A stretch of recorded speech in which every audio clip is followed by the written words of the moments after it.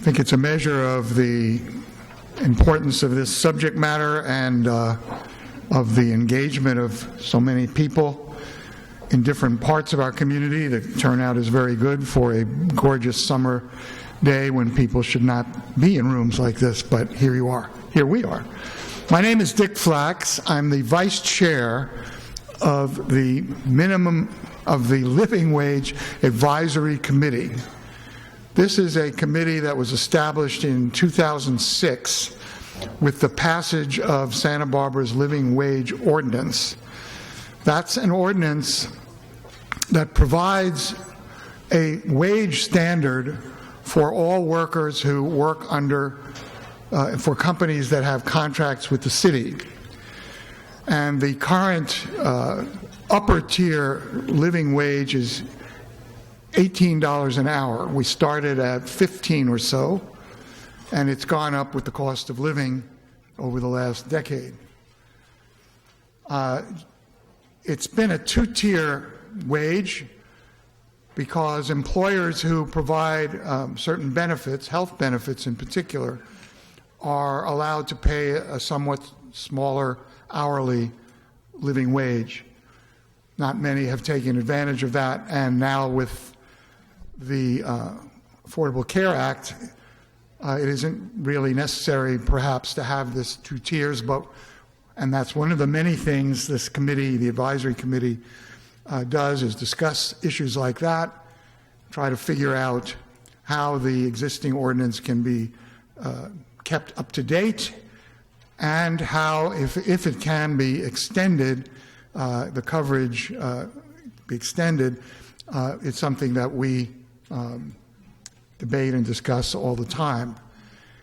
And it's an interesting committee because by the ordinance, the members of the committee include representatives from organizations that have advocated for and worked for the living wage, and also from the Chamber of Commerce.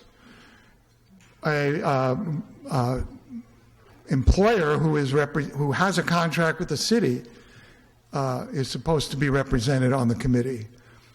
Nonprofits are represented, and public members are represented. So it's a diverse committee on purpose, and I've been on it most of these years and find it amazingly workable. But then again, it has no power, so that helps, We advise the city. In the council member who sits with the committee is Kathy Murillo. And at one occasion a few months ago when we were discussing the status of living standards in the community and how well or what the living wage does to help people in the community, she said, wouldn't it be a great idea if the committee could sponsor a forum on the cost of living in Santa Barbara? And after a while, we got our act together, and you're here now for this purpose.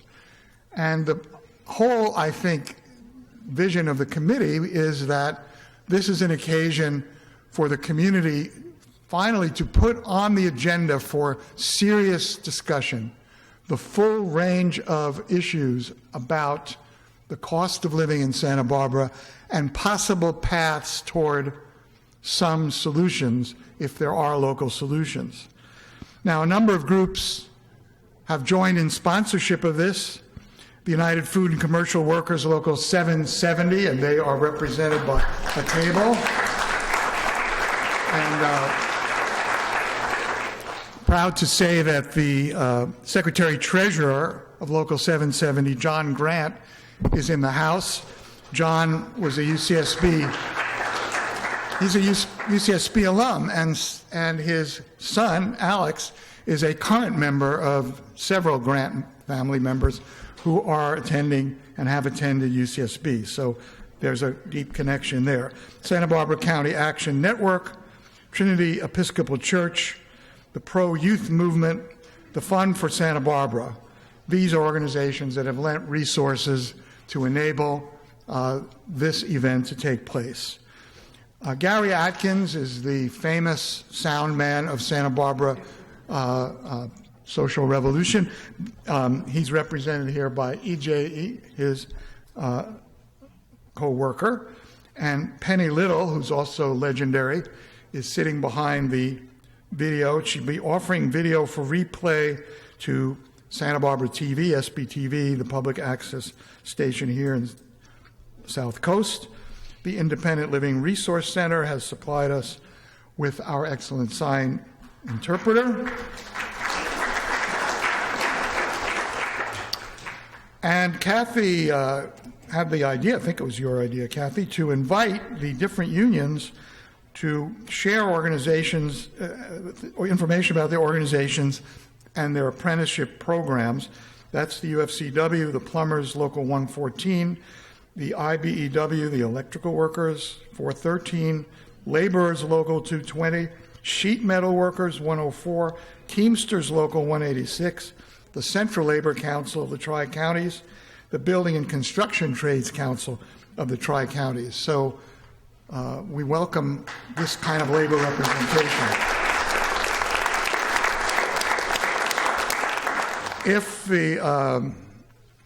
If you're interested in the living wage ordinance, there's material about that on that table.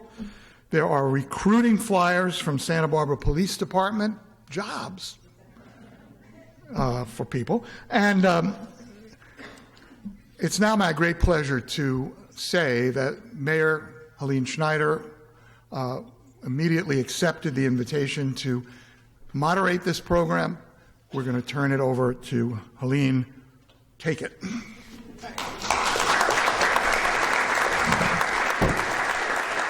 Thank you.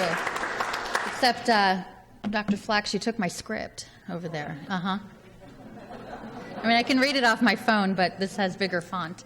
So, thank you.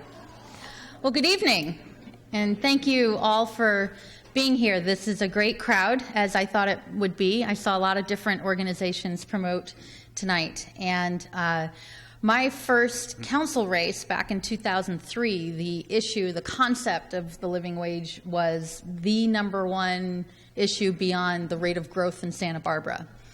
So 14 years later, issues related to wages and jobs in Santa Barbara and the growth of Santa Barbara is still two very big issues. So the topic is a complex one. It is one that has a lot of opinions and hopefully some answers tonight. And what I really hope we can do tonight and challenge everyone in the room, especially our panelists. We have a great panel, and I'll introduce them in just a moment. But they represent different parts of our community, very important parts of our community. And I bet between the chamber, the world of academia, the world of labor organizing, the world of restaurateurs, and also dealing with housing issues, that there's at least one thing that everyone can agree on, and that's what I'm hoping we can get to. So many times, especially in this room, when we have panels or forums, it's about someone who's running for a particular office, and they're trying to distinguish themselves separate from the others. And I'm hoping tonight, between the panel discussion and the audience Q&A, we can come to more of a collective agreement on something. And so I'm very excited to see, hopefully, this happen tonight. Just to let you know how tonight's going to go, we'll have the opportunity, each panelist is going to have an opportunity to speak for up to 5 minutes on whatever aspect of the question that I will give as they like. It's a pretty broad question based on their past experience. And then we'll have 2 questions that I will moderate. We'll have a discussion amongst the panelists. And then we should have a little over half an hour, 40 minutes or so time for Q&A with all of you. So back and forth. So we hope that to be a robust process. And I'm very excited to be able to be here tonight, and I want to thank my colleague Kathy Murillo, amongst many other things, for putting this together. So thank you. So why don't we get right to it? And so the question that we're asking all the panelists is, given your leadership role and or expertise, how would you define the problem of living costs in Santa Barbara, and what is your most important path for making progress towards making this an inclusive community? And we're going to start with the President CEO of the Santa Barbara Regional Chamber of Commerce, Ken Oplinger. So why don't you come on up here, and we'll start with you.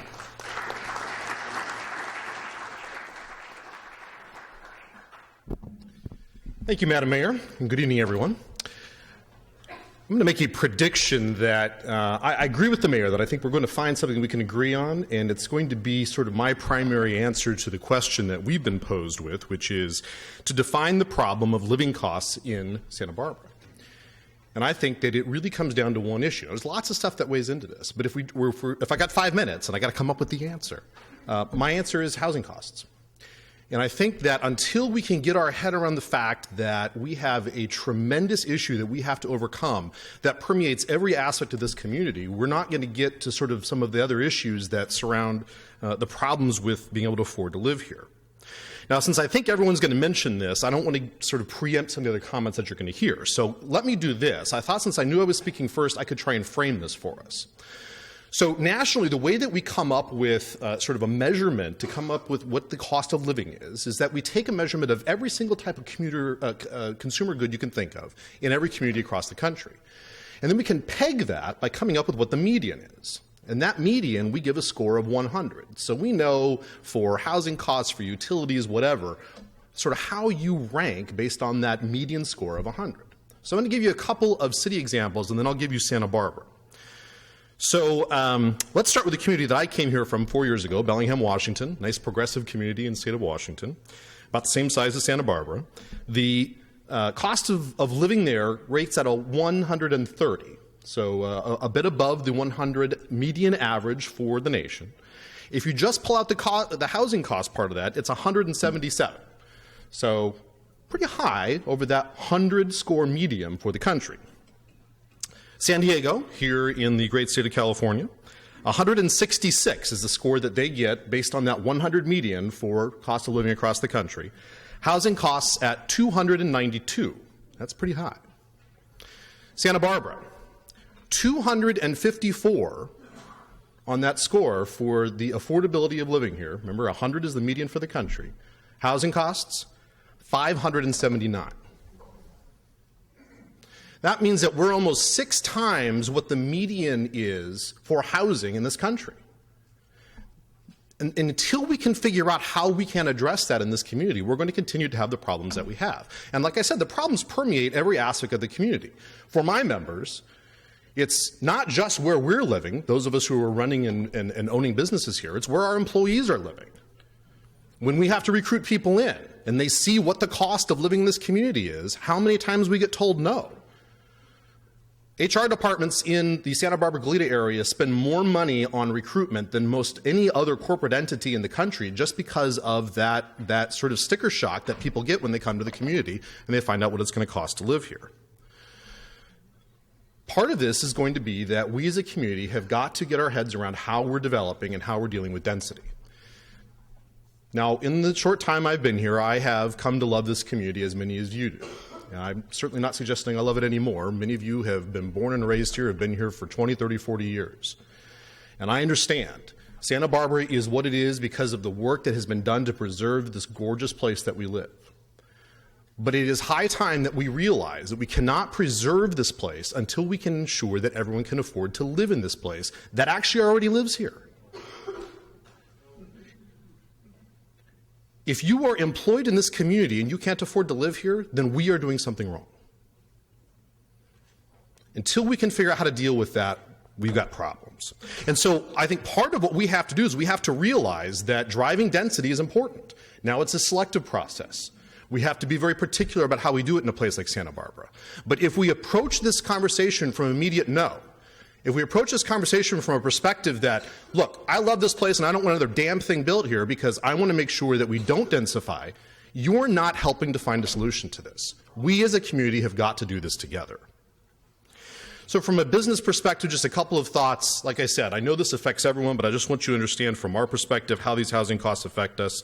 Land values, it isn't just housing, it's also lease rates. We see a lot of vacancies downtown, and as we talk with businesses that have left, many of them have said they just can't afford to be able to stay in their location. It doesn't matter where they are here in the area. Recruiting costs, I talked about how HR spends much more here to try and recruit people into open positions. And just that turnover, the fact that people, even when they come to the community, when they want to be here, this is where their passion is, they get to a point where their family just can't afford to stay. And so they're forced to look at other opportunities so that they can buy that first home, so that those living costs don't so overwhelm them that they can't do other things that they want to do in their lives. So I'm anxious to participate in the conversation this evening, and thanks for your time.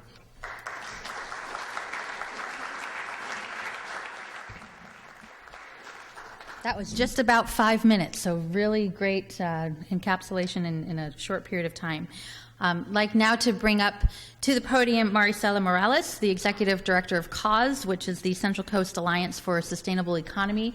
It is the evolution of what was once the Coalition for a Living Wage. And so welcome, Maricela. Thank you.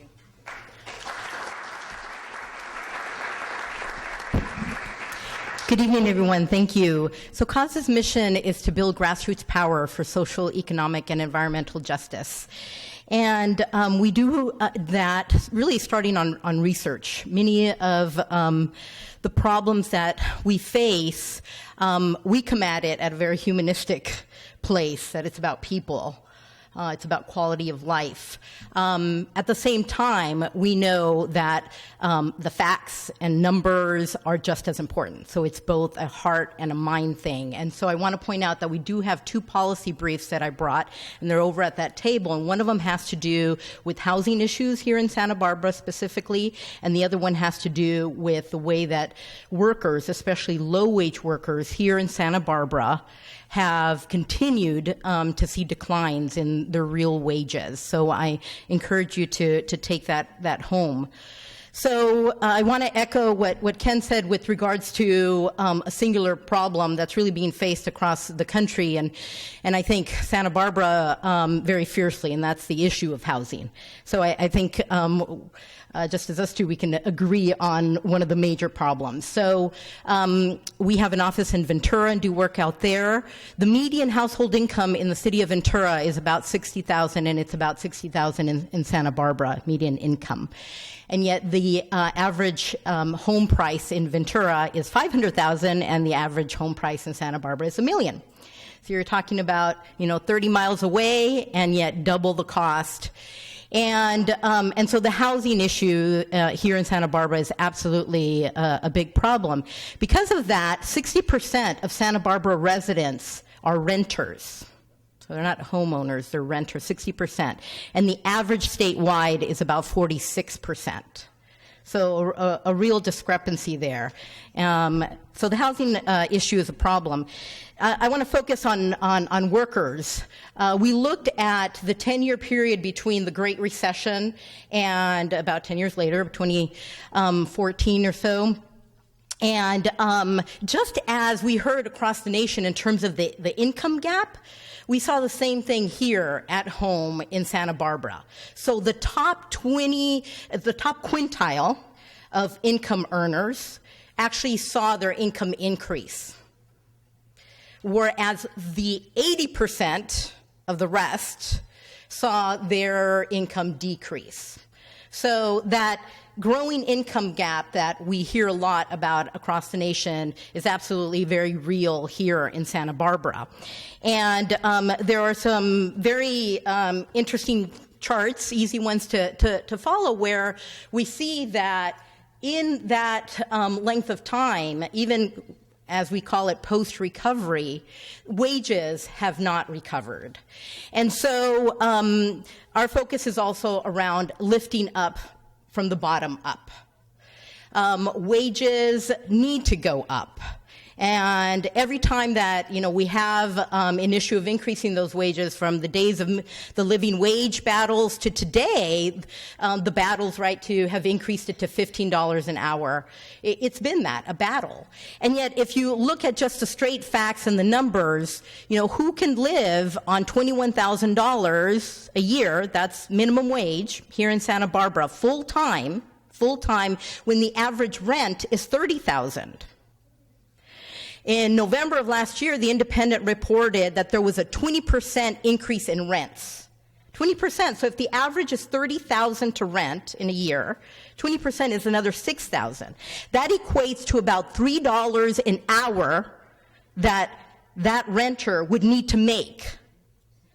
So one of the things that we need to address is both the housing stock to bring prices down, but also, especially in a place like Santa Barbara where a disproportionate number are renting, we also need to address tenant issues.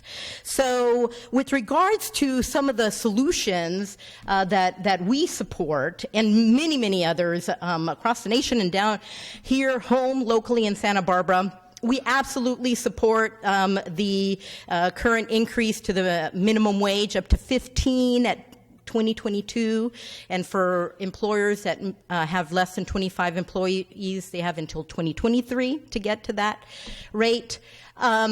We don't think that that's enough. The living wage here in Santa Barbara is 18, and based on the living affordability, that's really it should be at 19 at a minimum.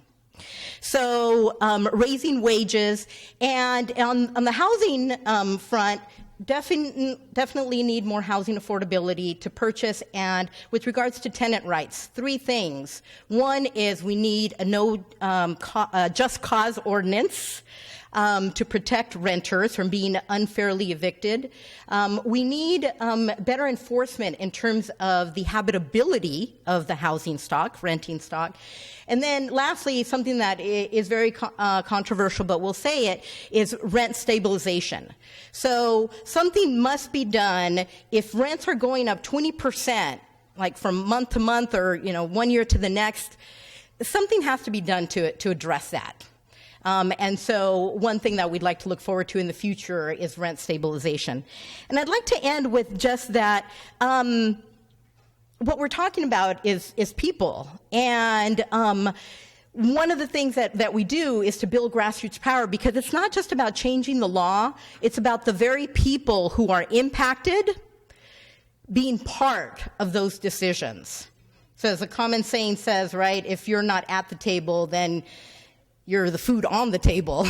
So if you're low-wage workers, if you're renters, and if you're not at the table, part of the decision-making process, then inevitably you'll be the easy one to carve up and carve amongst the rest.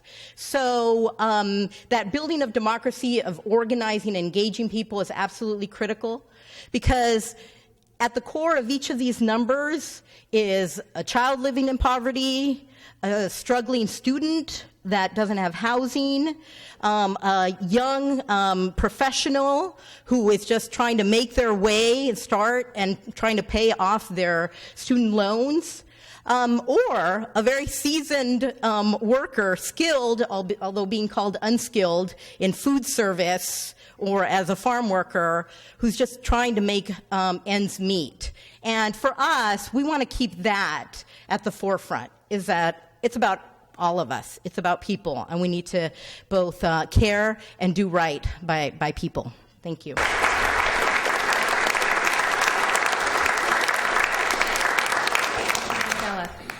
So Santa Barbara wouldn't be the place that it is without being the tourist draw. That's a part of what makes Santa Barbara and what's big part of our identity. So very pleased to have with us today Trevor Large, who's the board president of Santa Barbara Hospitality, which is a great coalition of both restaurateurs and the hotel industry, to come on up for your 5 minutes. Trevor.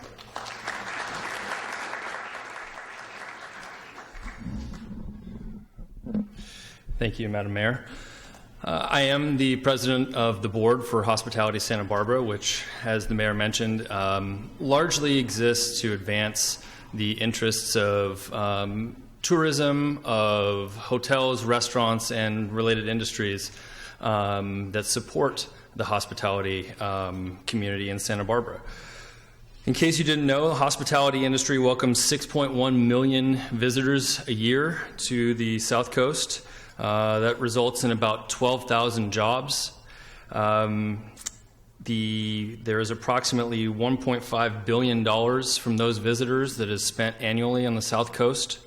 Obviously, that fills local government tax coffers, and in the city of Santa Barbara alone, just restaurants and bars accounts for approximately 27% of all sales tax revenue. So obviously, again, as the mayor mentioned, the hospitality and tourism industry is a pillar of this community and is one of the things that is important to those of us that live here. And part of the reason that people like to come here is because it's a beautiful place, and we've done a wonderful job making sure that our buildings look nice and that we aren't overcrowded and there aren't towering buildings and those sorts of things. At the same time, one of the major issues that the members of my industry are dealing with is a lack of available employees. And part of that problem, obviously it's nice that unemployment is low, but I have hotels that are having to recruit down in Ventura, down in Los Angeles, having to actually bring in immigrant workers from outside of the U.S. because they simply cannot find enough workers to staff their properties, particularly in the busy summer months. And one of the main reasons for that is because it's expensive to live here, and there simply are not enough housing opportunities for a lot of the workers who are on the lower end of the wage scale. And so what I think we all may agree on, sounds like we agree on, is that there is a problem with the housing costs in the Santa Barbara area, and that stems largely, at least in my opinion, from two specific areas. One is there's simply a lack of supply. That's not a surprise. Geographically, there's never going to be enough housing here because of the way Santa Barbara is situated. The city of Santa Barbara is largely what you would consider a built-out city. There's not a lot of open space to put a lot of housing on. But that doesn't mean that we can't come up with new ideas about where additional housing could go within the city that is built out already, and talk about new ways that other cities are dealing with these problems. And then the other one is, I think community and government need to decide if this is a priority for us.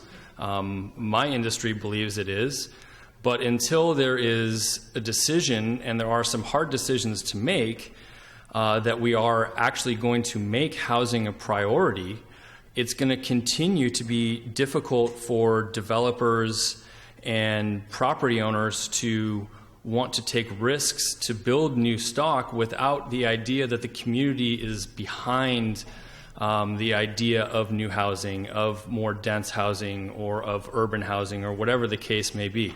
So I think that this is an important event that I'm proud to be a part of, and hopefully this can further the discussion about where we as a community want to head and what is important to us, because once we can make that decision, then I think we can actually see some change and hopefully bring more affordability to our housing market.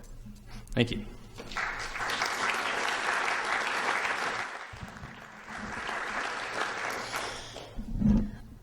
One of the largest employers, as we know, in the South Coast is the University of California in Santa Barbara, and not only is it a great place for jobs, but a great place for ideas and entrepreneurship and energy on a lot of levels, and brings a lot of, obviously, student population who can then feed into that local economy. So I'm very pleased to have with us tonight Dr. Nelson Leichenstein, who's the director of UCSB's Center for the Study of Work, Labor, and Democracy. Come on up.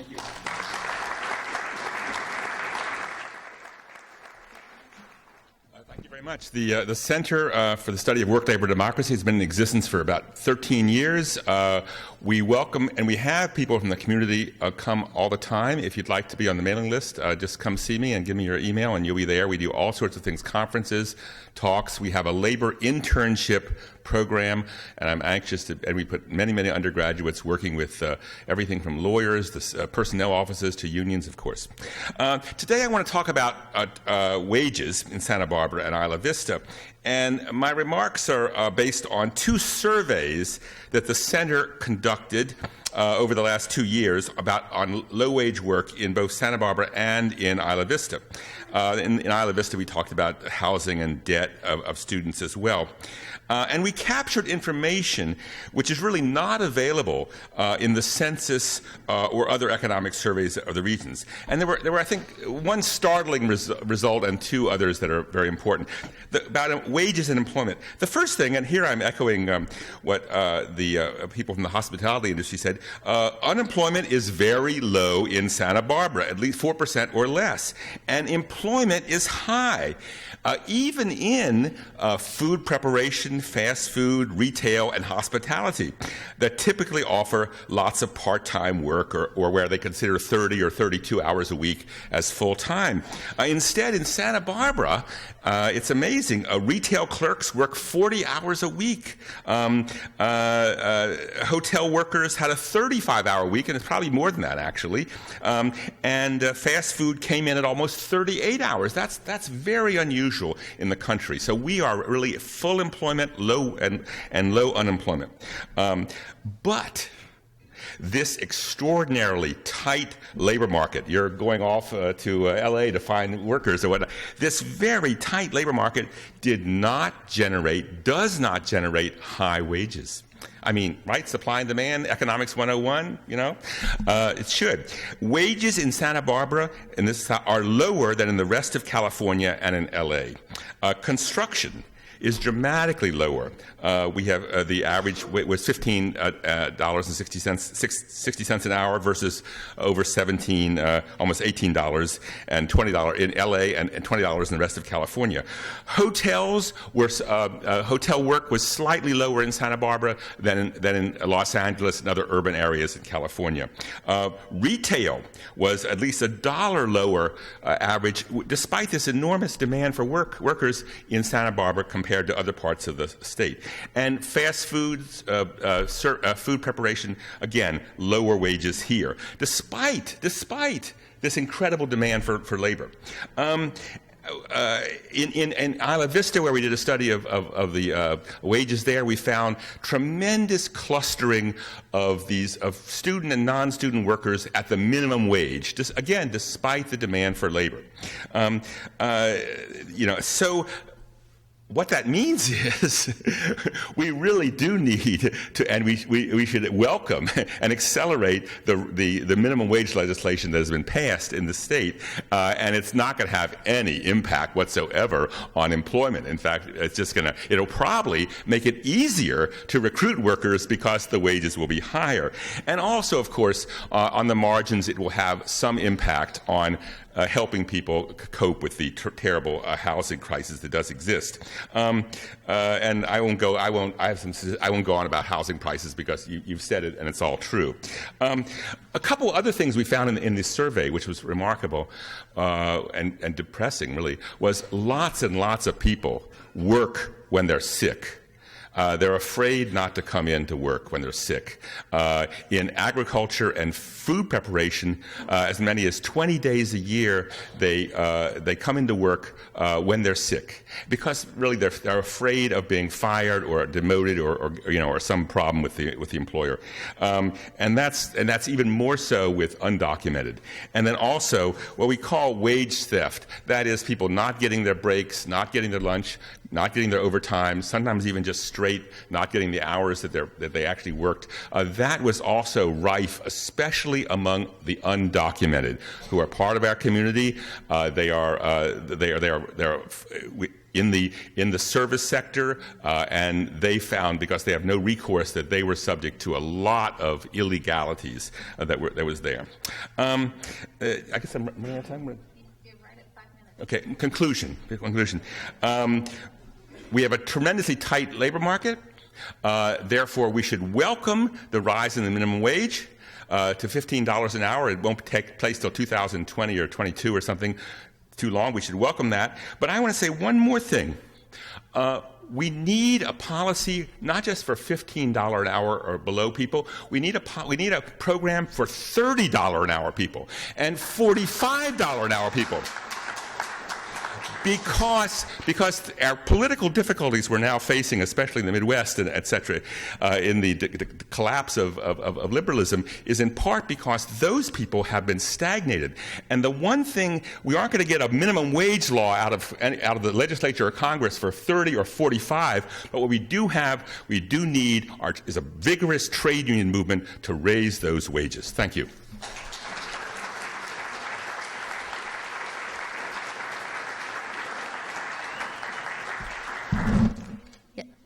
Yes, I was just going to. There are some seats available sprinkled throughout. If you are next to an empty seat, if you could raise your hand, and that way you can get comfortable. There are 3 seats up here. One in the middle there, one over there. Feel free to ease your feet. Great. All right, so the final panelist for the introductory remarks from the Coastal Housing Coalition. Before I was on at City Council, I was in the human resources world for a nonprofit for Planned Parenthood, and Coastal Housing Partnership was a great part of our benefit package. It had great, good information to employees and the employers, and as has been said, a lot of the issues related to recruitment and retention has to do with housing. So we're pleased to have the board vice president here, Olivia Marr. Come on up.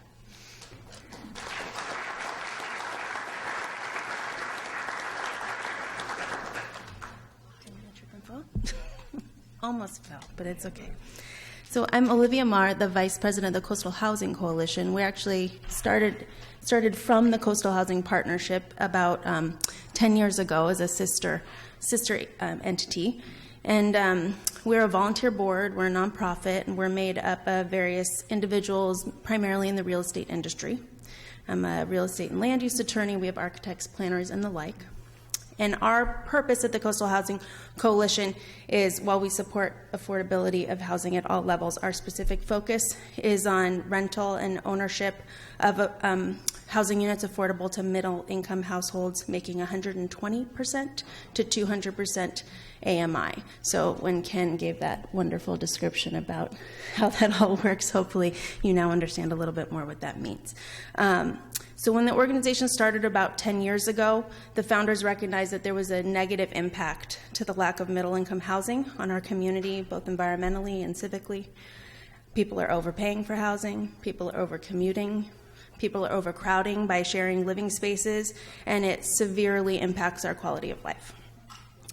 So I would define, as many of the other panelists, that our primary problem in the community is housing costs.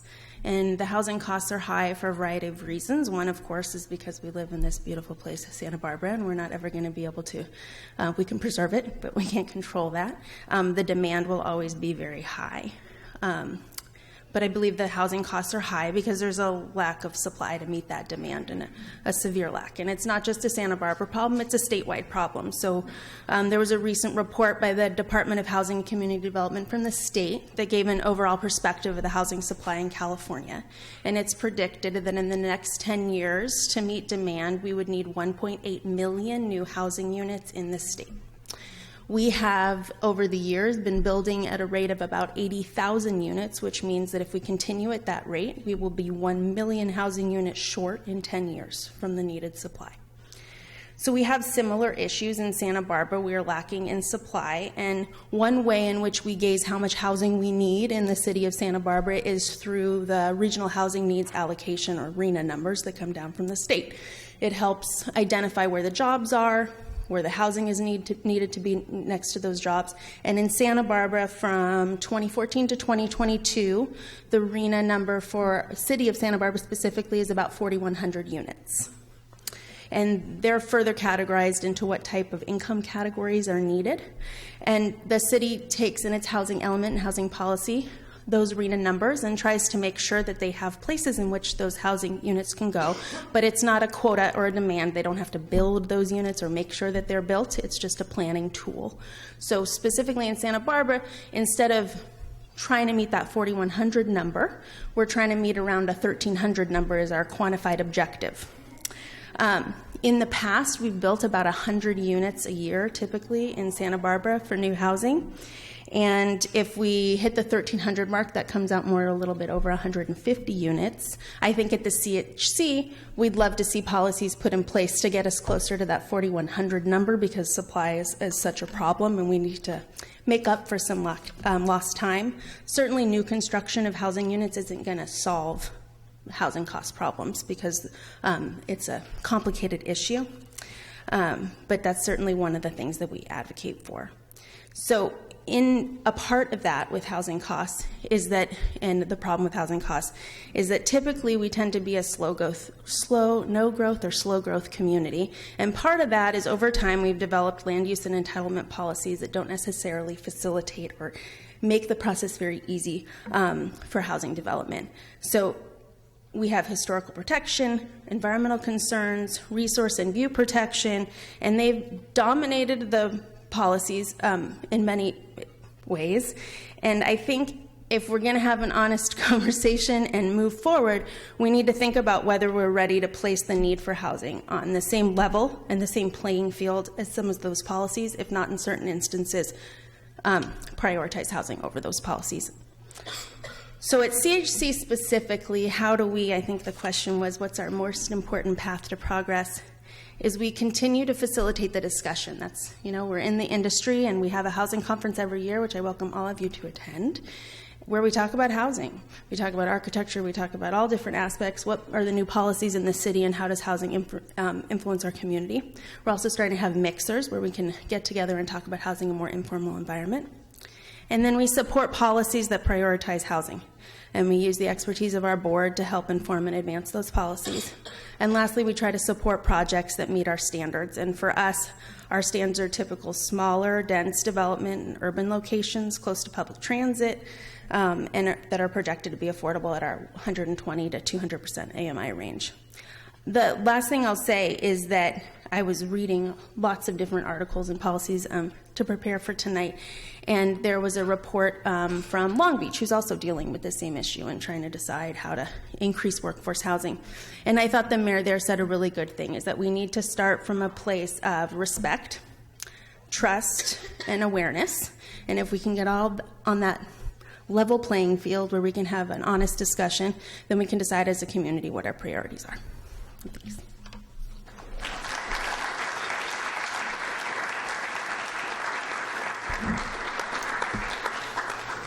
Great. Well, a lot of talk already about housing, and we will get to that in a little more detail. But we're going to do now 2 questions for the panelists to talk amongst themselves, and then we'll open it up to a Q&A with the audience.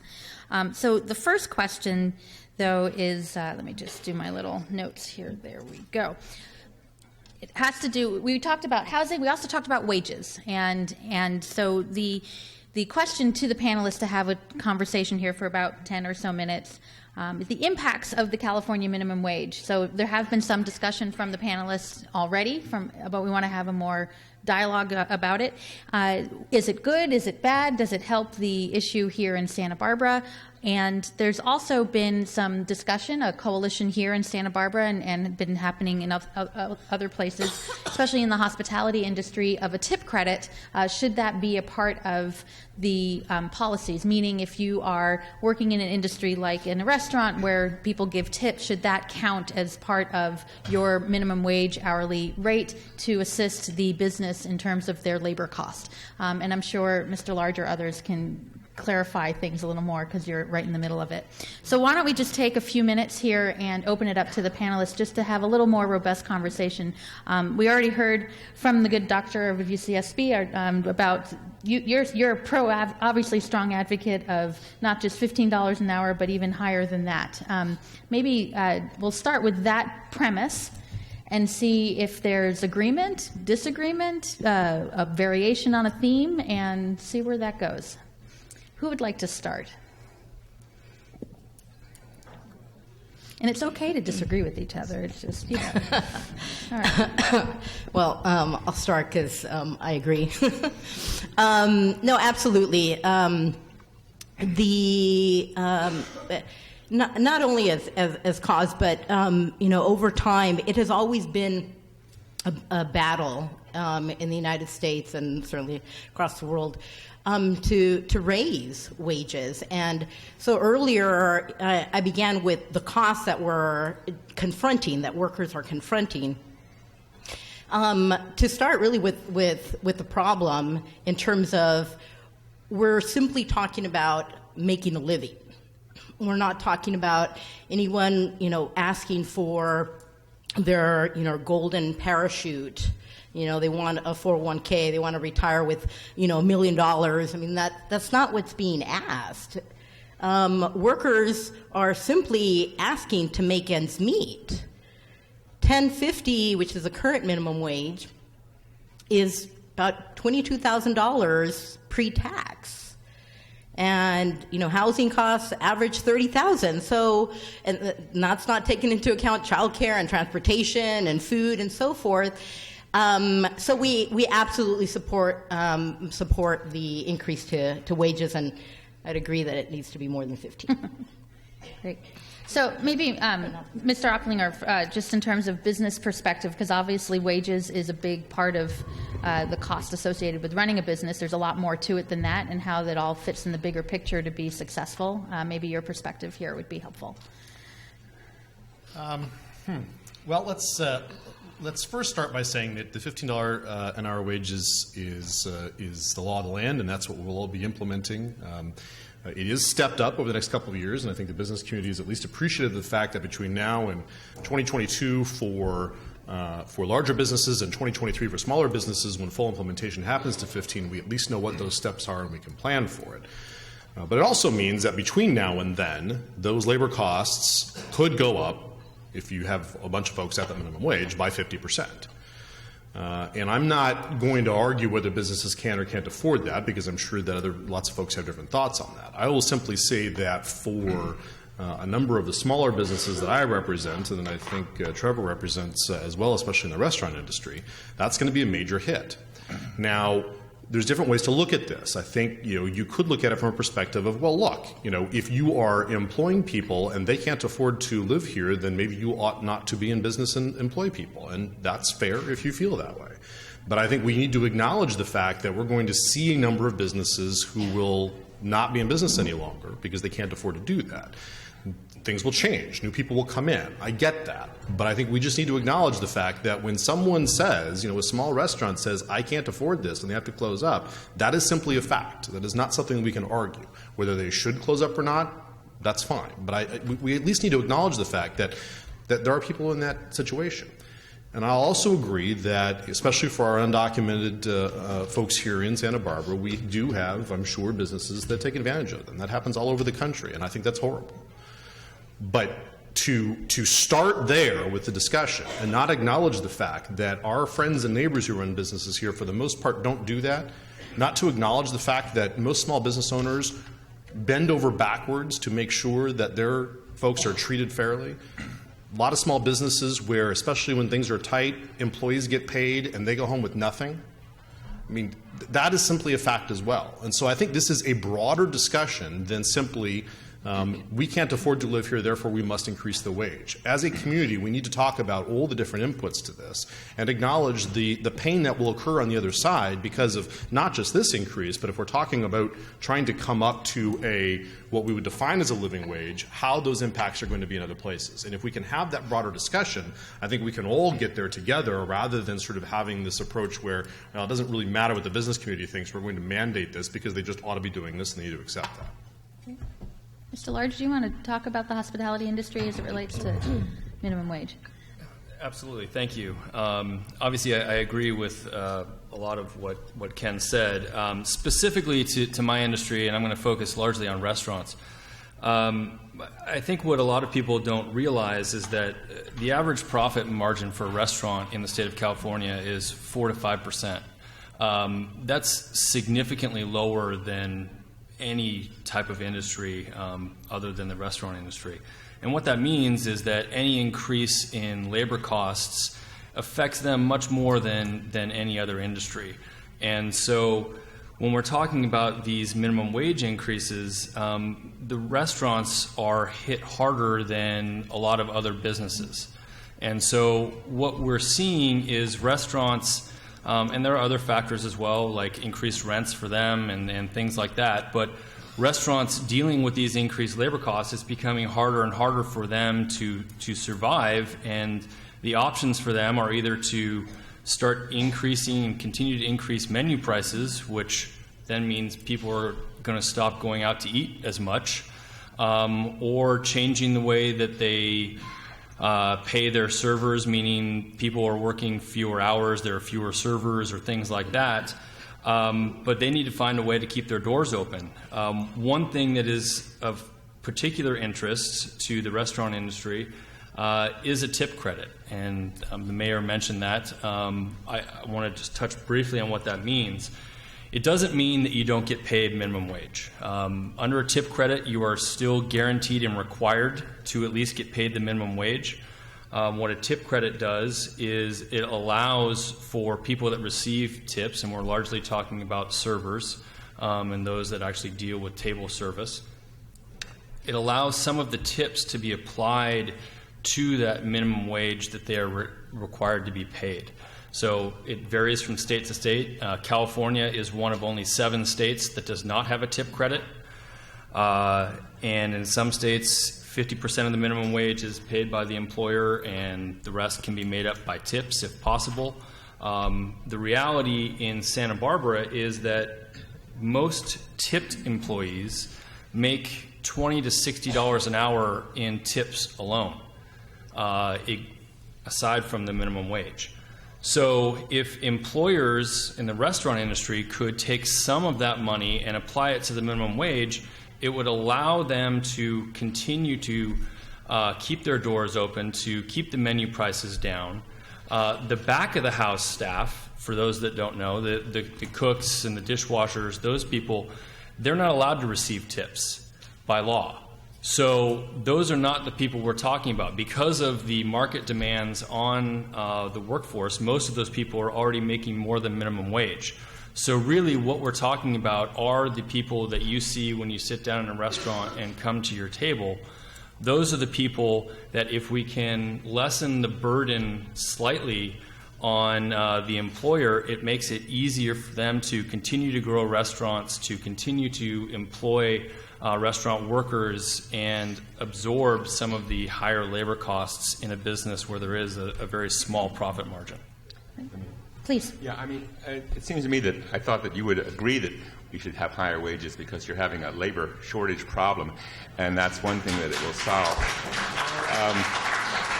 The other thing I'll say, that there's a good article in the Times this morning that productivity increase. Here we're talking about fast food and things of that sort. But productivity increases take place when wages go up, and then employers rightly say, yes, let's substitute machinery for people. I'm in favor of that, because, and especially in a place like Santa Barbara where we have a labor shortage, people will find other places. The other thing is, of course, a vigorous restaurant industry is a good thing to have.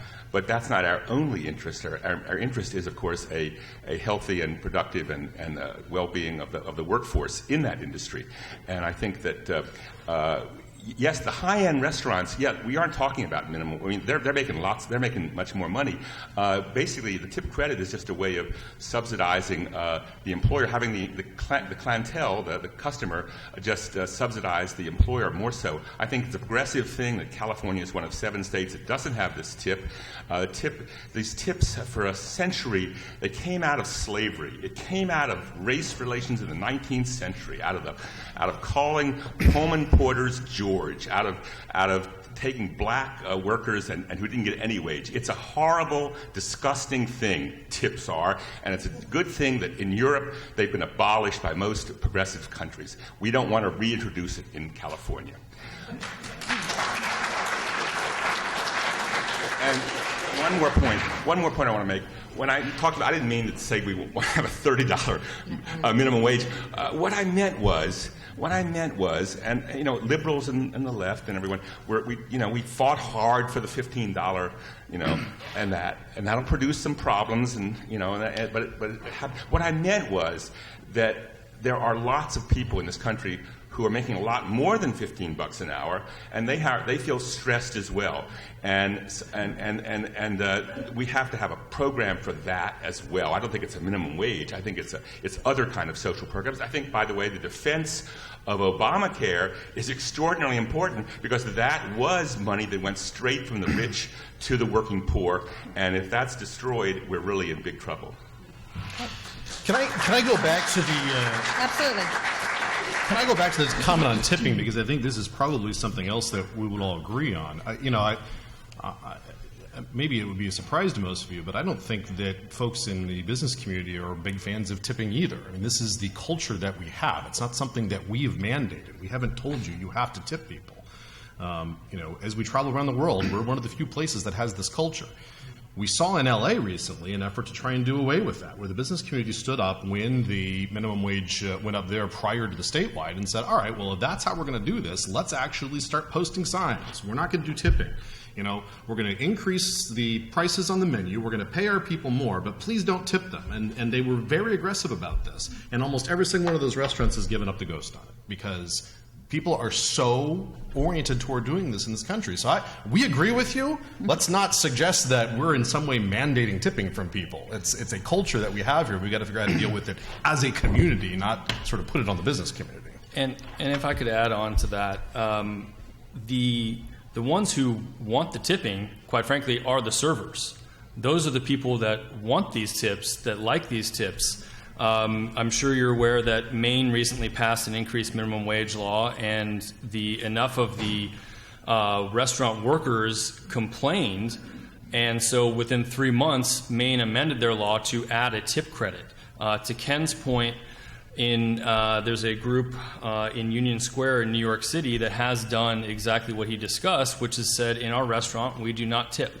And so what they've done is they've increased their prices, and they pay now across the board. They're paying $25, $30 an hour to all their servers, but they are not receiving tips. What ended up happening is that the vast majority of their quality servers went to other restaurants where they could make more money off of the tips that they were receiving. And so that's the culture and the problem that we're dealing with when we talk about eliminating tipping. I mean, a lot of these servers, and I'm not saying it's all of them by any stretch of the imagination, but a lot of them make a very good living based off of the tips that they can receive on a nightly basis. All right. Well, I'm glad we solved that problem. No, thank you for that perspective. I think that's important to see the full perspective of what it means to run a business, to be in a business, to be the employee. It's complicated. So we'll get on to a much easier topic, which is housing in the city of Santa Barbara. Let me preface this just a little bit, because I really want to have this be a more holistic picture about what are some of the solutions. And hopefully we can think, of course, of the city of Santa Barbara and what's happening.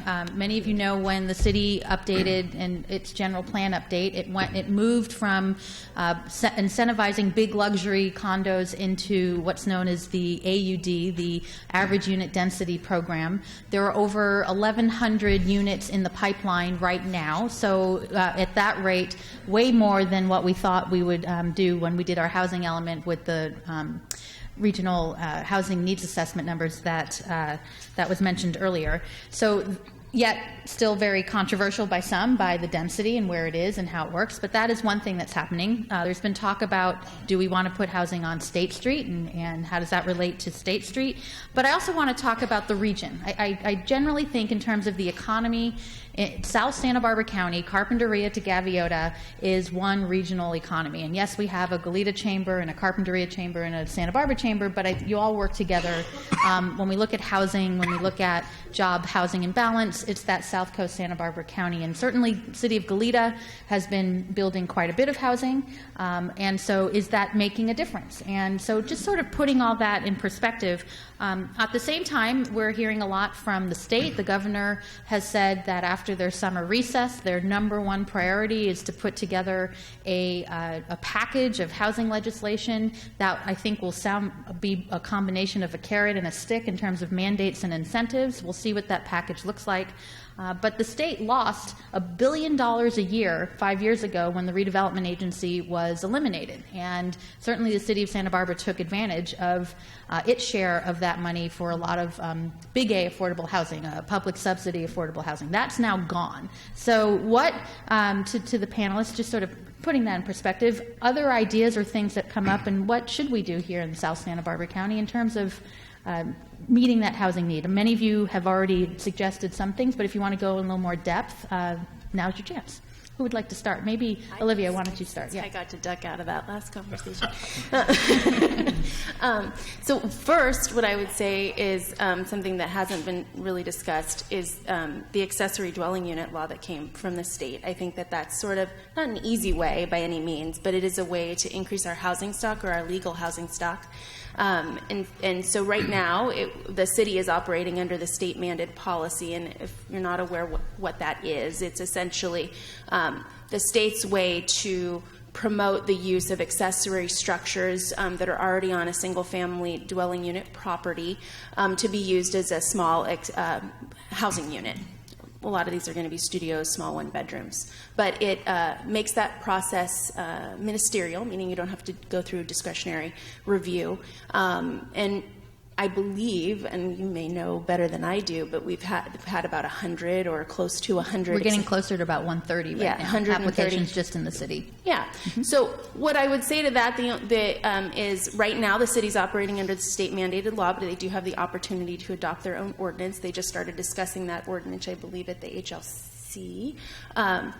And I would just hope, or the CHC would hope, that we don't just place barriers to ADUs just for the sake of placing barriers. If you're going to make a maximum square footage that's different than the law, or you're going to not allow them in certain areas that's different than the state law, that hopefully we have really true justifications for that. And if we can identify areas in which we can't have them now, are there policies that we can put in place so that ADUs can be there in the future? So that's one way that we can increase the housing stock, and I think is something that was placed in our lap from the state that we could do something good with. The other is that we asked about is housing on State Street, and absolutely.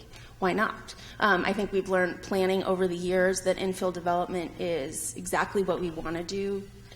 Decreasing vehicle miles traveled, taking people close to their jobs and to where they shop and to where they live and where they go out at night is exactly what we want to do. Now, the AUD program that you talked about does have, housing is allowed in the Central Business District. Most of it, however, was not included in the high priority housing overlay. So on State Street, you can build housing, but you can't build at the density that you can build in a lot of the other places that you're seeing the AUDs built now. So what I would say is if we all agree that housing should be on State Street, then we just need to think about how we incentivize that to happen. How do we help that happen? Typically the owners of property on State Street are commercial developers. We need to kind of figure out how can we help them transition into being mixed-use developers. How can we help them decide that they want to sell their property to somebody that is a mixed-use developer? The Central Business District is also the El Pueblo Viejo Historic District, and I would say that there will be a challenge with marrying increasing housing on State Street and our historic resource protection, so we'll need to muffle our way through that conversation. Part of one of the solutions that we're interested in is, in fact, bringing housing more onto State Street and dealing with potentially some of the structures that are already there. For example, using empty store spaces, not store spaces, but above spaces on State Street, in Paseo Nuevo, things like that, bringing housing in there so you have bodies on State Street with people who live there, and to create a community environment there that can sort of take care of State Street, almost a police force amongst themselves to make sure that the community where they live is clean and how they want it. And a lot of the empty retail that we'll see could be converted into more local shops and dealing with things that the people who live there, who live on State Street and are part of this community, want as part of their daily lives. And I think that that has the ability, if the community is behind the concept, to address not only the housing problem, but also some of the issues that we see right now on State Street. So from my perspective, that would be a win. Great. Why don't we go down the line? If anyone, Ditto to both. I guess my only additional perspective I'll put on it is this. The mayor sort of talked about the region that we're in. And yes, Goleta has certainly seen a tremendous increase in housing stock. But what that housing stock increase has done is it's essentially allowed us over the last couple of years to tread water on the demand rather than continue to see the demand go up. It wasn't like a pressure valve release that, well, we've met this demand, we're fine now. It's just sort of, it's maintained the level of demand as we've had more people coming in, more people needing housing in the area. The pressure valve is to the south and to the north. And so in my organization, when we talk housing, we absolutely acknowledge that we need to do everything we can to meet the demand here, but we need to acknowledge that we cannot meet the demand. And so everything that we do is both housing and it's getting people from more affordable areas to their jobs here in Santa Barbara County. So equally as important as housing is transportation and making sure that we're providing the best transportation options that we have, fulfilling the promise of the lane and the train that was made when Measure A was passed. My understanding is we're finally going to have an announcement in about 2 weeks on the train. I'm not sure we're all going to like the announcement, but it's coming. We're finally going to see something happen there. But my point is that if 30 miles away you have housing that, yes, is expensive, but is half the cost that it is here, then we need to acknowledge that and figure out how to get those people to jobs here as efficiently as possible. And that's all going to be part of the conversation. okay. Marcella. Great. So, ditto, ditto, ditto. So I want to focus in terms of the financing issue, as you said, Madam Mayor, in terms of the cuts from the state with regards to being able to fund affordable housing. And so I think that then,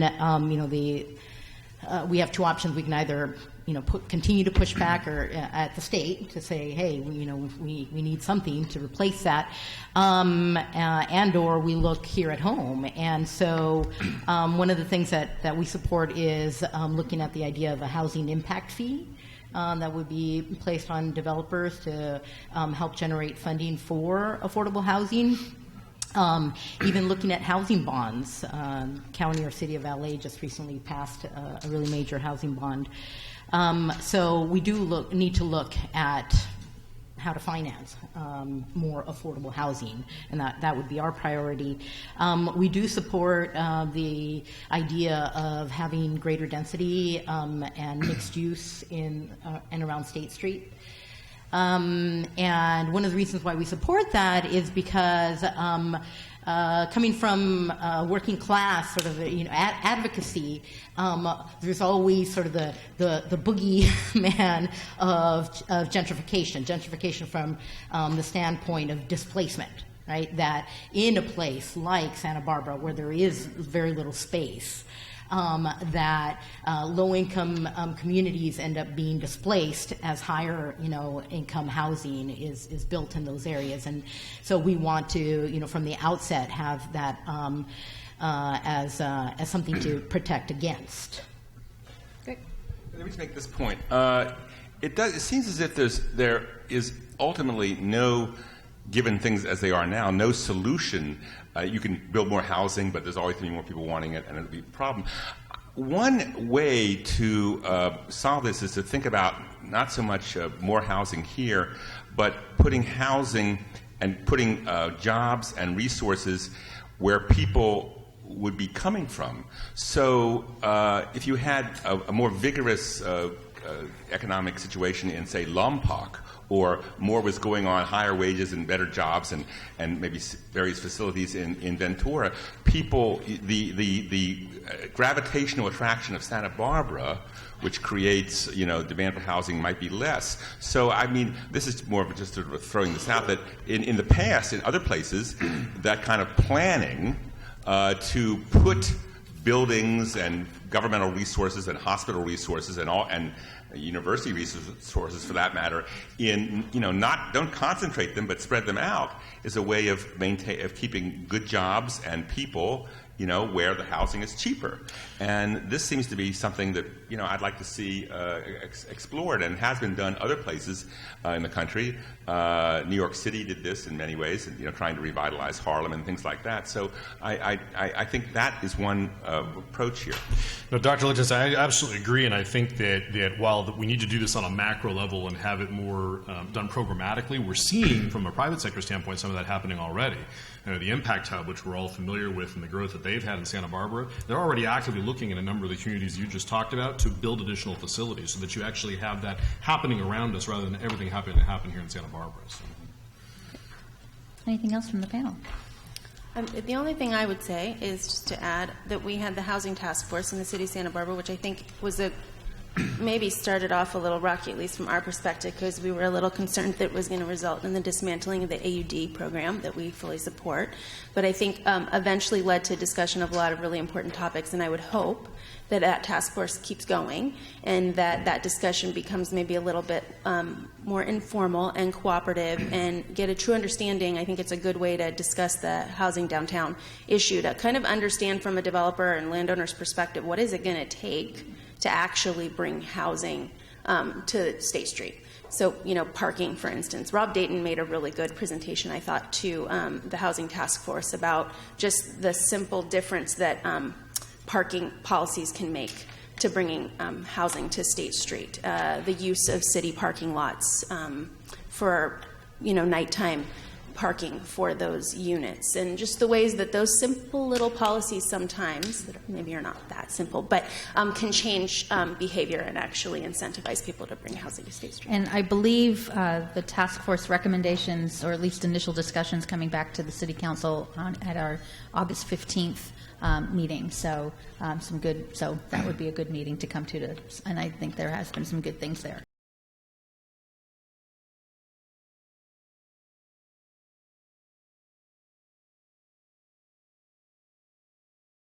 Thank you. And if you could state your name, just so we know who you are, we really appreciate it. Thank you.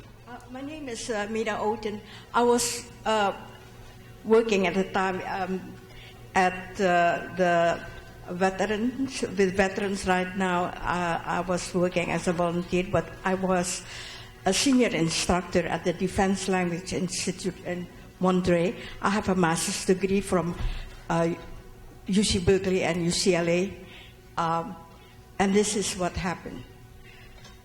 In front of my classroom at the Defense Department, you have Marines, young Marines, 19, 20 years old, Special Forces, the Army. Many of them are foster boys. They graduated from high school. They want to have a position. And then the Army came to recruit them. Hey, boys, you will get that if you join us. Well, to get into the Marine, it's not easy. Can you get to the question for the panelists? Well, That would be... I want to tell you this. First of all, many of the foster boys joined the Marine and Special Forces. Many of them don't come back. You know what happened? They go to Iraq and Afghanistan. Okay, so what is your question? My question is that many come home here as veteran, wounded, homeless, with their dogs, and I came as a volunteer to... So what are we doing for homeless veterans here in Santa Barbara? Is that your question? Thank you. I think we got the essence of your question, which really, to hone to our panelists, has to do with actually mental illness and veterans and people who serve the armed forces and sometimes end up becoming homeless, and what in particular are things that we should think about here if they're here in Santa Barbara. Well, I think, recently we saw the city of LA try and tackle this issue, both with the effort to try and find funding to deal with this, as well as sort of community efforts to try and find housing across the board, but also for veterans. And I see Chuck Flax in the audience, and I know that he's actually looking at ways that we can learn from what the city of LA has done with the private public partnerships that were done there to both find ways to raise that money and to build that housing. And my hope is we're going to continue that work, and we can find ways that we can do some of that here as well, not just for veterans, which is certainly important, but for everybody. So. Great. Anyone else? Great. right there, and then you'll be next. Hi. I really like what you're saying on certain areas. And when you were first talking, I was kind of disagreeing with you, but you hit a point that I think is really critical and needs to be looked at in terms of affordable housing. But one of the issues I think that's kind of overlooked about Santa Barbara is that property values is a commodity. And it's kind of like we're arguing why Netflix stock is so expensive and it's bad it's expensive. Well, there's a reason why it's expensive. And that's also a reason why property here is so expensive. And one of the issues, too, is, you want all this high density, but you have people come in here who invest millions of dollars in their property. So they have a very strong attachment that they'll protect their investment. So they don't want to see something come along that'll threaten that investment. So there's all these forces in play when you're trying to house everyone. But I think the most critical point, and I'm an example of that, is what you brought up. It's kind of like when you talk about a river and there's a watershed, and a river is fed by thousands of miles. So what is your question? My question is, I'm sorry. I just want to underline, I think you have to look at the outlying areas to support the community. That's the answer, because that'll satisfy two issues. People getting out of their cars, getting into rapid transit, because I live in Lompoc, it's pronounced Lompoc, to get in the train to come down here, and maybe have some sort of electrical car that I can use and then get back in the train and get back up. I think that's the future, is in that area. And that's all I have to say. All right, Sorry. thank you. All right, ma'am right here, and then you'll be after her. So we need the mic over here. There are two mics around, so why don't we put the first one here and the second one right over here. Where's the... Okay, so hold on, ma'am. Let me just... There's... Oh, you could... There we go. You are. Go right ahead. My name is Cheryl Robinson. I do have a question. Why don't, is there an ordinance against building two floors up in downtown State Street? Does it all have to be one floor up? No, Is in that fact, it? a lot of buildings are 3 stories even on Well, State Street. okay, can we build up? Because I see other cities are doing this. They are building up.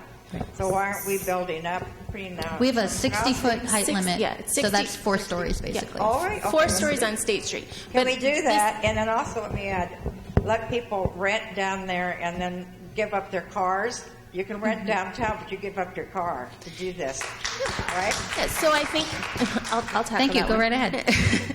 So I think that yes, the limit downtown is 60 feet. So, but I'll get to whether you can actually get up to 60 feet in a second. You can build up per code, and parking, it's just an incentive, right? So I know one of the growing pains of the AUD is this concept of we're going to make the developers not have to provide as much parking. But that's partially because we're trying to incentivize and hope that people get out of their cars. Same principles apply for downtown, right? If we want people to be downtown, one of the key purposes of being downtown is so that they stay downtown most of the time. So we should incentivize them staying out of their cars by, doing shared parking with the city lots if parking's needed, Zip car, they're close to public transportation. So I totally agree. With the going up, I think you'll have to go up in certain locations, right? Because you want to keep the retail, and then you'll have to build more units on the top in order to make the profit margins make sense for developers. People are going to try to make a little bit of money off of it, right? But historically, it hasn't looked that way.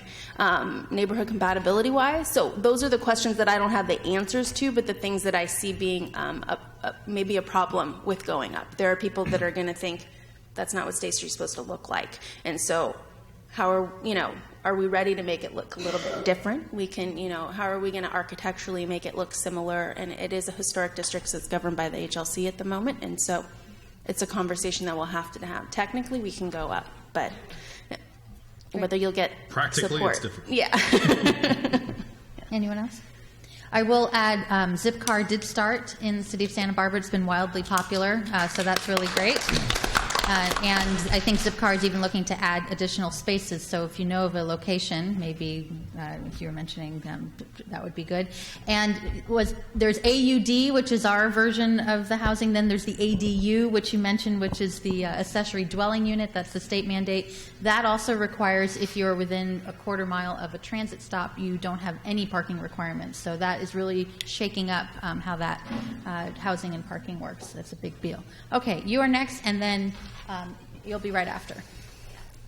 Housing should be viewed as a human right, and we need universal health care and a universal basic income. And right now we're in a global climate change emergency, and Kingdom of Bhutan is way ahead of us. They look strong right now.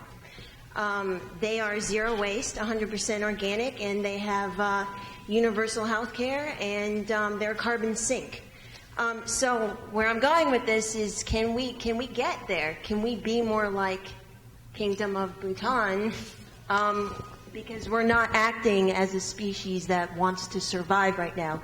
And young people today are not going to get to live full lives because of the way we are behaving right now. We're not getting this is a mess. We're not. All right, who can fix the mess? Yeah. So who would like to start? Thank you for the question. I know nothing about the kingdom, but you did mention healthcare, and I just want to say something that this we have many problems in Santa Barbara County, but one of the things that improved was that 40,000 new people got health care over the last few years as a result of the Affordable Care Act, and that is now under threat. I have a piece that appeared in Dissent currently, and it's up on the web, where I explain why the Republicans are after it. But it's also true that I attended a meeting that Salud Carvajal had, open house, one of these meetings on healthcare. It was packed. It was absolutely packed. And of course, he was on our side. But I mean, this is the moment. I have to say, this is the moment to write and to make your voice heard about this, because the destruction of the Affordable Care Act, with all of its problems, is an incredible transfer of money from the working poor to the very rich. And what that means in Santa Barbara is those 40,000 people who signed up, they're getting real benefits. Their bankruptcies have declined as a result of that. And if that's taken away, it'll just compound all the problems we just discussed here in terms of housing and wages and employment. It'll just compound it, and it'll create difficulties for cottage, etc. So this is the moment. And I would say this: Salud Carvajal, he's a vote on our side, but write to him anyway, because let him know this is the absolute priority. This is the moment. And if we could go ahead. So I appreciate the question. Thank you for that. The issues of housing and wages, they're not scientific problems. They're not ones where we have to invent something new that we haven't thought about. They are social problems. They are problems of will. So that's why so often we talk about it's about will. It's about political will. It's about the will of business people, community people. And so for us, that's why we come back to it's about organizing. Because at the table, in terms of who gets to decide how these social problems are resolved or not resolved, everyone needs to be at the table, or as many people as possible. And so just to encourage you all to continue to be involved or become involved and engaged, because these are social problems that require all of us to be part of the struggle, to have the will to resolve them. Can I add one? I'll add one thing, and I will say that the development and the planning policies that we're talking about, bringing housing to State Street, the AUD program, and the like that's happening in the city of Santa Barbara, I think it's directly related to some of the issues that you've brought up, and climate change and SB 375 and the things that the state are doing. And so what I would ask of the environmental community and the historic community and others, that they think about that there's a reason why we're trying to build more dense. There's a reason why we're trying to build on State Street or think about ideas like that. It's because not only is new development, because of Title 24 and other things, way more efficient, much more carbon neutral, less water demand, but it also helps reduce vehicle miles traveled and helps people stay closer to their jobs and where they work, and it's a good thing. And what we're trying to do is build in the right place and change past behaviors of sprawl. So, yeah. Replace the malls with Can we thank you.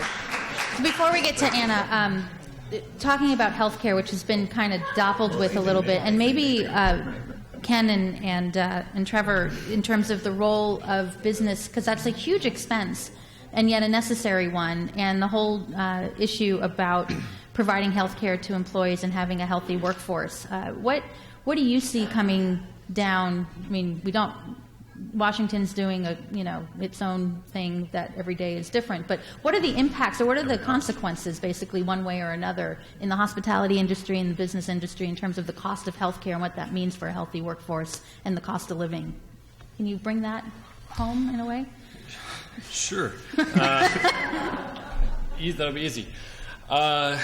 In the hospitality industry, what you see is, and particularly with a lot of the lower wage workers, what ends up happening is the employers are required under the ACA, if they're of a certain size, 50 employees, to provide health care, or at least the opportunity to participate in a health care plan for their employees.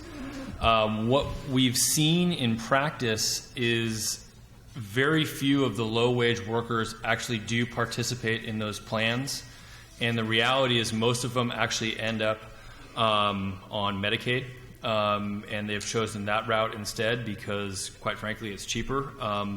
For the lower-end worker, in order for it to be cost-effective for the employer to provide it, it ends up being not cost-effective for the lower-end worker to be able to afford that health care.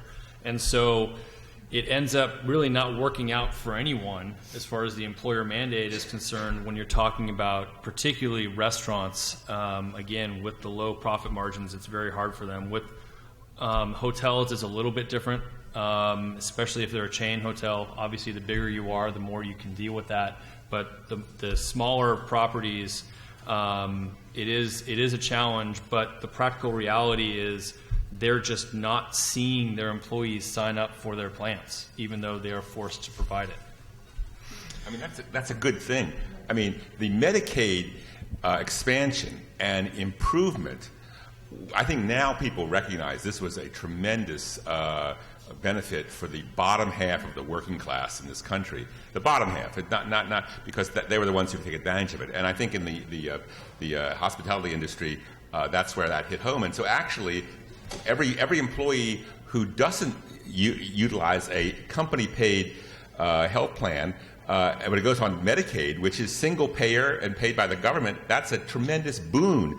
So it surprises me that the National Restaurant Association and the Small Business Federation are in fact supporting the repeal of Obamacare. It seems to me that's extremely short-sighted and is really shooting themselves in the foot. I'd like to say that we support single payer. I think it's time to give that a try. It's not like what we've been giving a try for 200, 300, 400 years has worked. So, we can't really go farther down than where we're at. And I say this from 4 different experiences. As a child of a small business owner family. So my parents had a small grocery store, literally a corner store grocery store. We were below the poverty level. We had a small business. I qualified for Cal Grants and Pell Grants when I went to Stanford. We had no health care as a small business. We had no employees. We had no health care for the family. I saw the doctor once, and that was at a free clinic at a church when I got my immunizations. Okay, so as a child of a small business family who could not afford health insurance, this is back in the 70s, as an employee, a young employee who opted out of health coverage because I couldn't afford it, as an employer in 2 sectors, as a city council member and mayor, and the cost to public government of private health insurance is just an incredible cost on taxpayers. And as a nonprofit employer, where we've made the commitment to provide 100% medical and dental monthly premiums to our employees, and what the pressure that puts on us to raise funds every year when the premiums go up 16%, really over the last 15 years, every year, 16% in the private market. So from all those experiences and what we've heard for 15 years, I know we have here someone from Healthcare for All, it's time to give that a shot. What we've had for hundreds of years is not working. So let's give single payer a shot. I agree with the sort of the way that you frame that and all of the different impacts that you had along the way, and many of my members experience the same thing. I don't know that I would say several hundred years. I think we go back to how we got into this weird situation that employers are providing health care to employees, and it goes back to World War II, where we had wage freezes, and one of the only ways that businesses could differentiate in order to try and get employees was to provide benefits, and that's how this whole thing started. And now we're in the situation where it's expected. I will take my chamber hat off and put my own personal hat on and simply say this. Having lived for 10 years on the border with Canada and being married to a Canadian and having a Canadian daughter, I will tell you that both from their experience with healthcare there and the fact that I had a heart attack there, the quality of care was outstanding. We never had any problems, and it didn't bankrupt anyone. And I'll just leave it at that.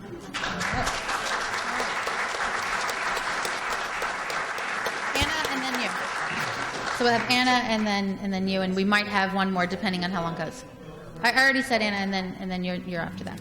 All right, you have the mic, so why don't you go? No, why don't you go, and then we'll give it to Anna. We'll switch it around. Go right ahead. So hey, my name's David Penvecchi. I'd like to just, I guess, give a little different perspective. Sometimes we get stuck in like the bubble of certain arguments. I'm from Atlanta, Georgia, and so coming from Georgia, Santa Barbara is a very wealthy city.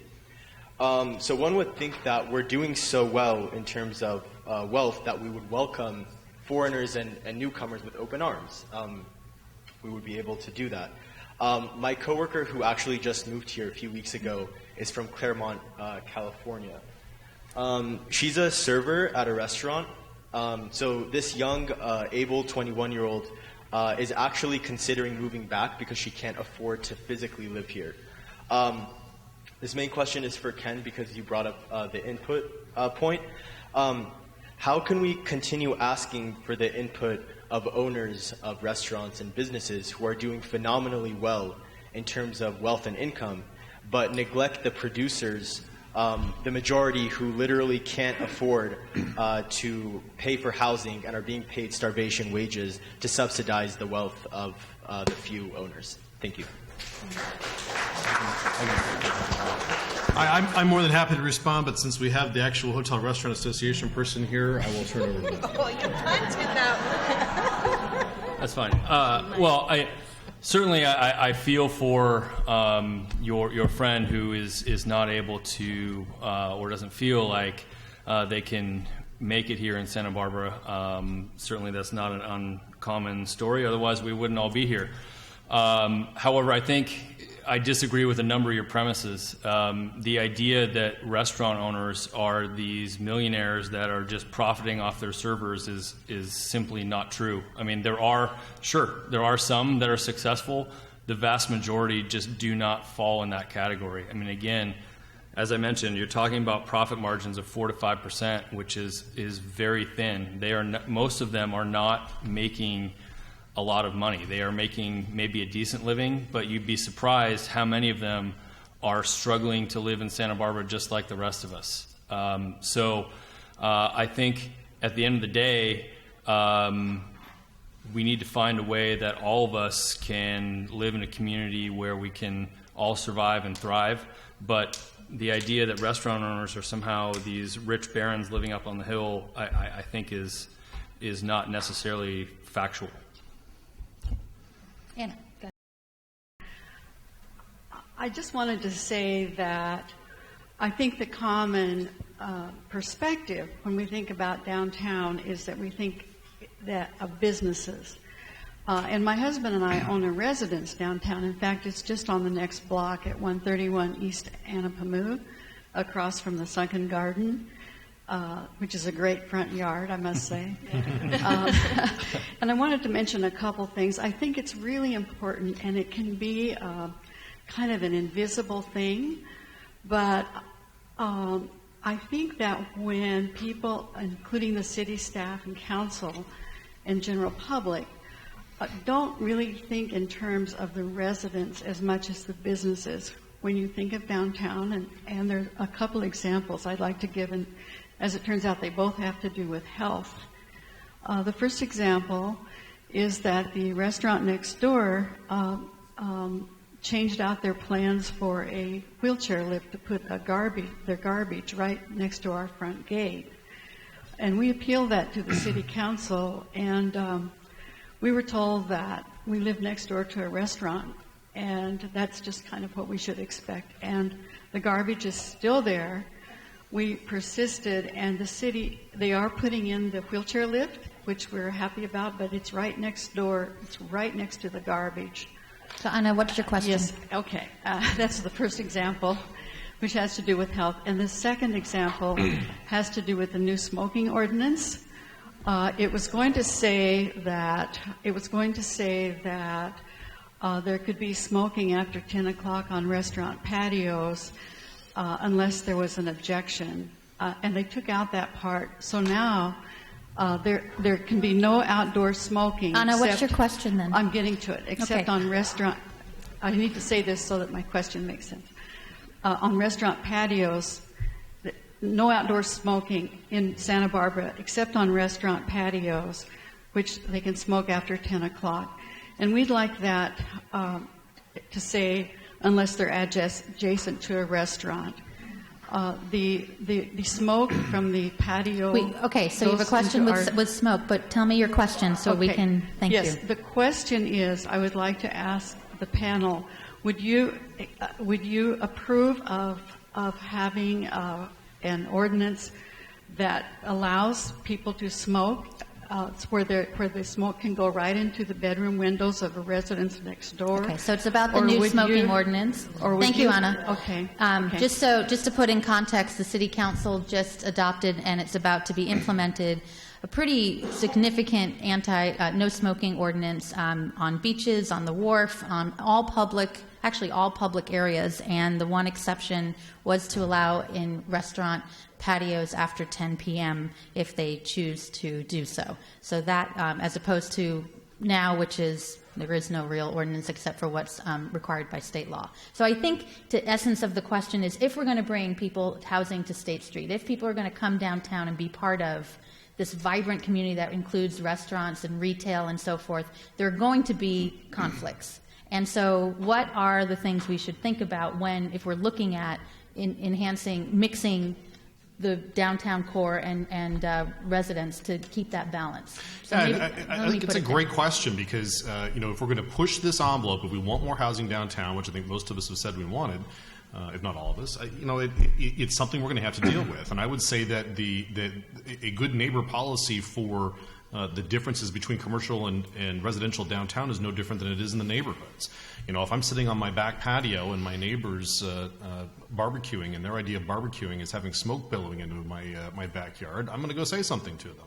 You need to be mindful of these things. And so, from a business perspective, the policy is not the issue. It's how the policy is affecting other people. And if your restaurant neighbor has people who are doing things that's affecting on your property, then absolutely that should be addressed. I don't have any problem with them allowing the smoking after 10 p.m. The problem would be if the smoke is wafting into your bedroom window, then it needs to be addressed, absolutely. Others? Panel? Okay. We have to be out of here by 8 p.m., so I'm going to allow one quick, just a question in the back, right there. No speeches. What's your question? Go ahead. No.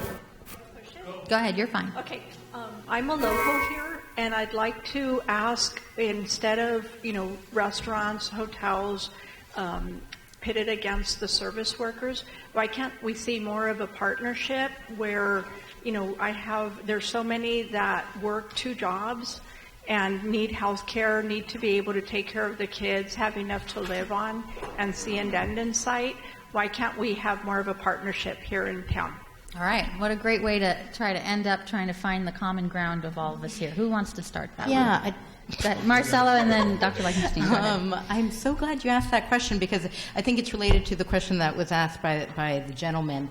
When we talk about the food sector, it is a really special sector. It has a lot to do with consumers as well and what we're willing to pay for food. And it's tough to ask consumers to pay more for food when we're facing these housing costs, right? 50% or more of our wages are going to housing, and now we're going to pay more for food. But really, the problem with the food sector that we see is that we've never really paid for our food. In one sense, we've relied on slaves, and then on low-wage farm workers, and then on women having to work for tips. And then the other piece is that there are some corporate players, the owners of usually the big retail chains, who are making a killing off of the food system. So it's I'd like to just say that it's a big problem that part of it is on consumers in terms of we really don't pay what it really costs to produce food. And then how do we deal with that 1% of the corporate sector in the food industry that doesn't want to share? Social harmony between different groups can only be produced as a result of dialogue. But how do you talk to each other? When the people who, Chamber of Commerce, the Restaurant Association, the Hospitality Association, they have meetings, they get together, all the players, the key players, and they talk and they discuss what their common problems are and what they're going to do, take it to the city council or whatever they're going to do. It's a good thing. I'm in favor of that. I'm in favor of associations. What about the workers? Well, right now, there are numerous obstacles to workers having a collective voice, just getting together. In many workplaces, you can be fired for having 3 people talking together about their common problems, although it's entirely legal according to the American labor law, but nevertheless not enforced. So the first thing that has to take place before we can have a dialogue to create harmony is that workers have to be organized in some fashion. This is an extraordinarily old-fashioned thing to say.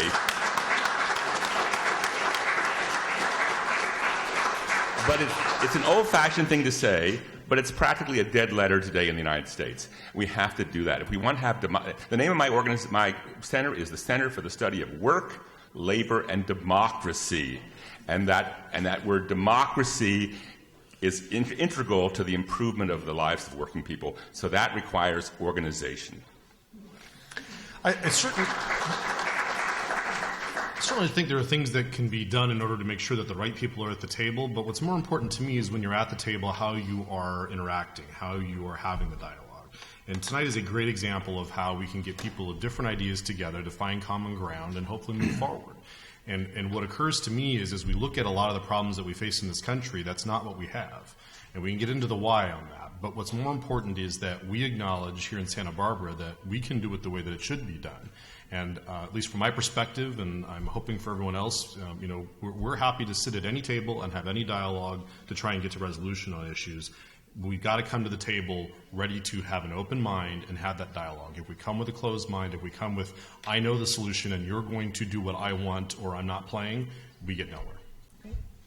And if you don't have a seat at the table, bring a folding chair, is what I've heard before. Let's thank our panelists here. Thank you so much for a great dialogue.